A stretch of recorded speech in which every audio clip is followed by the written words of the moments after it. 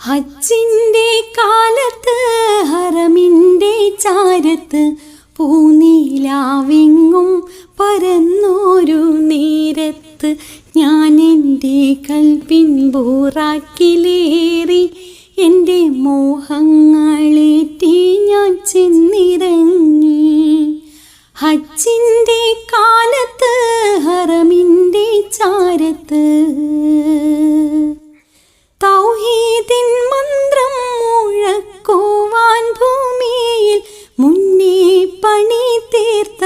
മങ്ങാത്ത മന്ദിരം കണ്ടെൻ്റെ കണ്ണ് കുളിർത്തുവല്ലോ എൻ്റെ കൽബിൻ കറ